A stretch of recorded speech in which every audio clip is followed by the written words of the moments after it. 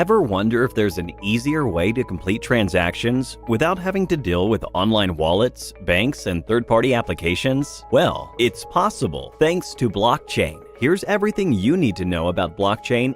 Imagine 4 friends, Jack, Ted, Sam, and Phil, meet up for dinner. After they're done, Jack pays the bill, and all of them decide to split the expense amongst each other. Now, on the next day, when Phil sends his share to Jack via online money transfer, the transaction goes through without a hitch. Then, Ted and Sam send their respective shares to Jack, but their transactions don't go through. The failed transaction cites some issues at the bank. That's when Jack comes to know about the many ways a bank transaction could fail. It could be due to technical issues at the bank, one of their accounts were hacked, daily transfer limits being exceeded, and sometimes additional charges, like transfer charges, associated with transferring money. To solve these problems, the concept of cryptocurrency came into existence. Cryptocurrencies are a form of digital or virtual currency that run on a technology known as blockchain.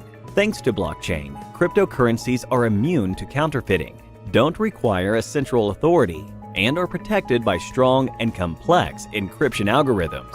And in a market of more than thousands of cryptocurrencies like Litecoin, Ethereum, Zcash, and so on, one reigns supreme: Bitcoin. Now, let's go back to our previous example and have Phil, Ted, and Sam send Jack 2 Bitcoins each as their contribution to the previous night's dinner. Let's assume Phil, Ted, and Sam have 3 Bitcoins in reserve, while Jack has 5. First, Phil sends 2 Bitcoins to Jack.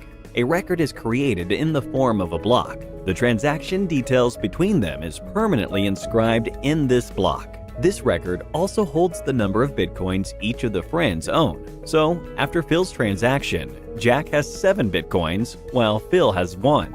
Following this, Sam and Ted send 2 Bitcoins to Jack. A new block is created for each of these transactions. These blocks hold the transaction details as well as how many Bitcoins Sam, Ted, and Jack have in reserve. These blocks are linked to each other, as each of them takes reference from the previous one for the number of Bitcoins each friend owns. This chain of records, or blocks, is called a ledger, and this ledger is shared among all the friends, which acts as a public distributed ledger. This forms the basis of blockchain.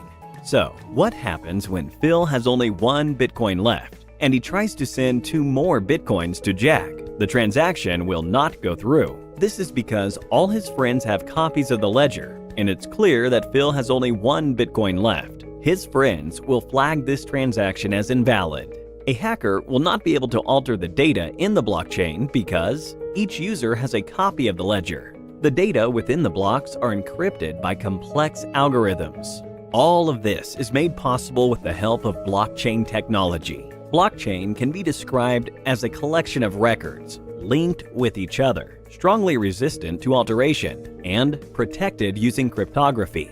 Now, let's have a closer look at the Bitcoin transaction between Jack and Phil and find out how it works. Every user in the Bitcoin network has 2 keys, a public key and a private key. The public key is an address that everyone in the network knows of, like an email address of a user. The private key is a unique address that only the user has knowledge of, something like a password. First, Phil passes the number of Bitcoins he wants to send to Jack, along with his and Jack's unique wallet address through a hashing algorithm. All of this is part of the transaction details. These details are encrypted using encryption algorithms and using Phil's unique private key. This is done to digitally sign the transaction and to indicate that the transactions came from Phil. This output is now transmitted across the world using Jack's public key. With this, the message or transaction can be decrypted only by Jack's private key, which only Jack has knowledge of. Different cryptocurrencies use different hashing algorithms. While Bitcoin uses the SHA-256 algorithm, Ethereum, which is also a famous cryptocurrency, uses one known as Ethash. This transaction and several other similar ones are taking place all around the world. These transactions are validated and then added block by block. The people who validate these blocks are called miners. For a block to be validated and added to a blockchain, miners need to solve a complex mathematical problem. The miner who solves this first adds the block to the blockchain and is rewarded with 12.5 bitcoins. The process of solving the complex mathematical problem is called proof of work, and the process of adding a block to the blockchain is called mining. With this, Phil and Jack's wallets are updated, just like every person in the network who has completed a transaction. Now that you know about blockchain and its important concepts, time for a small quiz. What is the concept of blockchain that ensures data cannot be altered by any of the users within the network? A.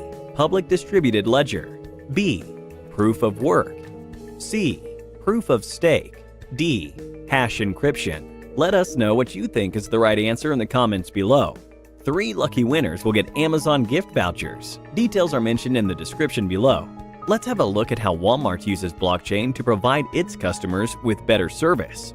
Walmart was facing problems in delivering quality products to its customers. They were facing a high return rate and large amounts of refunds due to their product's bad quality.